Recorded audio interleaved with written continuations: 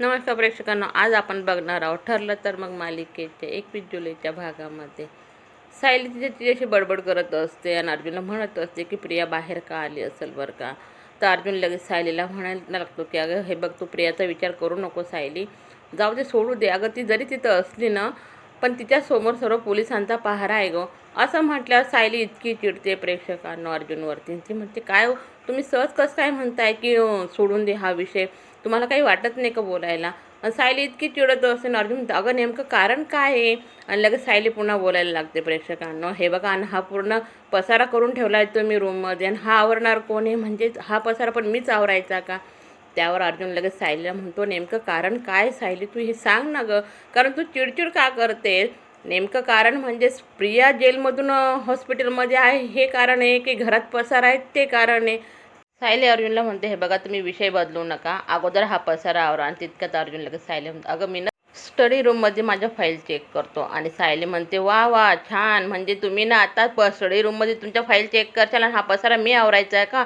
असं म्हणून अर्जुन म्हणतो, अगं बाई असू दे, मीच आवरतो हा पसारा, पण तू शांत हो बरं का अगोदर. आणि अर्जुन पसारा तर आवरायला घेतोय प्रेक्षकांना, पण लगेच सायली पुन्हा म्हणते, हो मग तुमचं तर हे नेहमीचंच झालेलं आहे, काही झालं केलं का पसारा करून ठेवायचा आणि काही कारण सांगून लगेच रूमच्या बाहेर चाललं जायचं, म्हणजे सायली मोकळी होऊन जाते आवराआवर करायला. पण तरीसुद्धा अर्जुन सायलीला म्हणत असतो, अगं तू शांत तर हो, तू चिडचिड का करते, मला काही कळत नाही सायली. अगं बायको, तू ऐकून तर घे माझं अरे बोलणं. पण सायली तर ऐकायच्या मनस्थितीमध्येच नाही प्रेक्षकांनो. शेवटी अर्जुन तर पसारा आवरायला घेतोय आणि जेव्हा तो फाईल उचलतोय आणि लगेच ठेवायला जातोय टेबलाकडं, सायली त्याला म्हणते, हां आता ही फाईल इकडे ठेवायची असते का बरं का. तर अर्जुन पुन्हा त्या फाईलच्या टेबलावर ठेवतोय आणि तिथून जे पुस्तकं असताना ते पुस्तकं उचलून रॅकमध्ये ठेवायला घेऊन जातोय. आणि सायली म्हणते, खालच्या खात्यामध्ये ठेवायचे बरं का ते पुस्तकं, इकडं तिकडं ठेवायचे नाही. आणि तो फोटो डाव्या साईडला, हे लक्षात असू द्या. हो हो बायको, मी तसंच करतो. अगं मी त्याच्यावर धूळ साचली ना, ती बाजूला करतोय.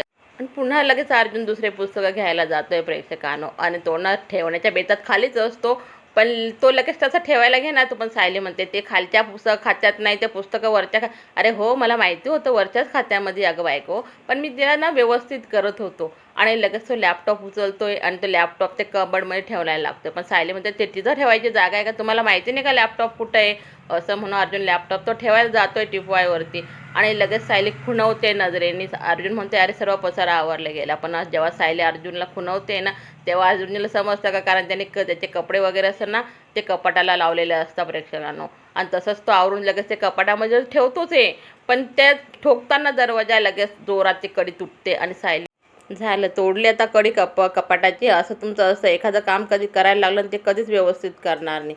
त्यात पुन्हा सायली लगेच त्या टावेलकडे हात करून दाखवते, आता हा टावेलसुद्धा मीच टाकायचा का उन्हामध्ये, तुम्हाला किती वेळेस सांगितलेलं आहे बेडवरती ओला टावेल ठेवायचं नाही असं म्हणून. अर्जुन लगेच, अगं बायको थांब थांब, मी लगेच टाकतो तो उन्हामध्ये. असं म्हणून अर्जुन बाहेर तर घेऊन जातोय, पण सायली हसायला लागते प्रेक्षकांना. आणि बाहेरून अर्जुन आल्यानंतर म्हणतो, तू आता हसत होतो ना गं बायको. सायली म्हणते, हां म्हणजे आता तुम्ही काय म्हणजे हसण्यावरही पाबंदी लावणार आहे का, म्हणजे मी हसायलाही नको का, म्हणजे हे जो कारण आहे हाच तुमचं आलं काही ना काही. तितक्यात लगेच अर्जुन तिकडं बाजूलाच काहीतरी असते ती वस्तू ठेवायला लागतोय, पण जो फ्लावर पॉट ठेवला तो फुटतोय. आणि सायली डोक्याला हात लावते, आणि झालं तुमचं तसं नेहमीचंच झालंय, आता फोडलं ना ती वस्तू, आता आईंना काय सांगणार आहे तुम्ही. त्यावर अर्जुन म्हणतो, तू काहीच नको सांगू बायको, पण तू शांत हो बरं का, मी आवरतो ना गं बाई. असं म्हणून तुम्ही हे बघा, कारण शोधत नका जाऊ का प्रत्येक टायमाला. आणि सायली एवढी चिडलेली प्रेक्षकांना, अक्षरशः अर्जुन तर आता नाकेनऊ आलंय. आणि अर्जुन लगेच म्हणतो, अरे मला कोणीतरी आवाज देतोय बरं का. आणि तो लगेच धावतच बाहेर निघतोय आणि एका ठिकाणी लपून बसतो आणि म्हणतो, ही अशी का करते बरं का. अशी तिची मूड चेंज होत आहे, प्रेग्नन्सीमध्ये असं होतं असेल का बरं का, असं म्हणतो, त्याचीच बडबड करत असतो. आणि आज सायली लगेच म्हणजे, हां आता पळाले ना बाहेर, ऐन टायमावर तुम्हाला कसं कोणी बोलून घेता, तुम्ही या आता फक्त रूममध्ये, मग बघतेच तुम्हाला. आणि मात्र आता नागराजसुद्धा ना दवाखान्यामध्ये ॲडमिट होण्यासाठी आलेला आहे प्रेक्षकांनो. आणि त्याला बघून प्रिया एकदम उठून बघते की अरे हा नागराजच आहे, असं म्हणून ती म्हणजे चला आता याच्याकडे जाण्याचं कारण शोधायला हरकत नाही. आणि ती मुद्दाम पोट दुखण्याचं कारण करते प्रेक्षकांनो. अनेक नर्स येते, ती म्हणजे काय गं, काय त्रास होतोय. मग ती तिच्यासाठी एक इंजेक्शन भरून ठेवते आणि तिला ताई अहो देऊन द्या ना मला ते इंजेक्शन. पण ती सिस्टर सांगत असते की बाई आता नाही का, डॉक्टर येतील तुला चेक करतील त्याच्यानंतरच द्यावं लागेल. आणि प्रिया उठून लगेच ते इंजेक्शन घेते आणि नागराजकडे येते प्रेक्षकांना. आणि जोर त्या इंजेक्शनाचा त्याच्यावर वापर करणार तोपर्यंत ओरडतोय तो आणि ती लगेच त्याचा तो हाताने तोंड दाबते आणि ती म्हणते, अरे गंमत केली रे तुझी नागोबा.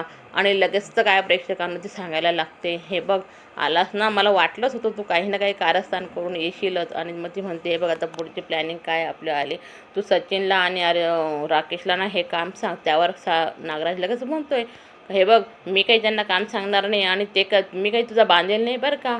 असं म्हणत असताना सायली, हे बघ मी तुला जेवढे सांगते ना तेवढंच कर, कारण मला माहिती हे काम ते दोघंजणं करू शकतात.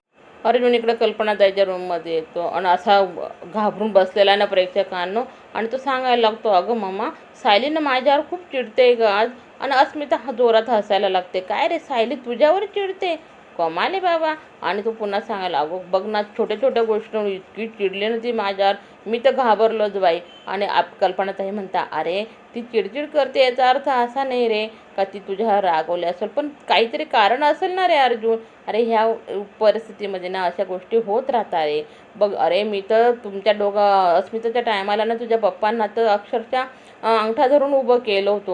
अस्मिता अर्जुनला म्हणाल्या, बाबा तुझं काही खरं दिसत नाही बरं का रे आज. आणि असं म्हणत असताना सायली आतमध्ये येते आणि ती लगेच म्हणते, काय हो मी विनाकारण चिडचिड केली तुमच्यावर, खरंच सॉरी हां, मला चिडचिड नव्हती हो करायची, पण काय झालं मलाच समजत नाही का असं होतं. आणि ती रडायला लागते. अर्जुन लगेच उठून तिच्याजवळ, अरे बायको काहीच नाही गं, काही नाही, तू नको रडू बरं का, मला काहीच नाही वाटलं. आणि लगेच अस्मिता ते सांगायला लागत आहे, अरे बघ ती तुझ्यावर रागवली ते ना अर्जुन, कशी मनवायला आली. अरे अशा प्रेग्नन्सीमध्ये असं होतच असतं.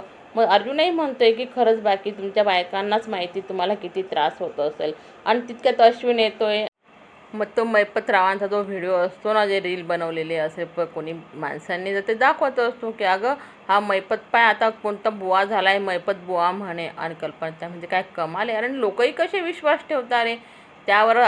कल्पनाताई आणि सायली म्हणत असते की अरे तो तर असा करत असला म्हणजे त्याचं काहीतरी कारस्थान असलं पाहिजे, त्याच्यावर ना लक्ष ठेवायला पाहिजे.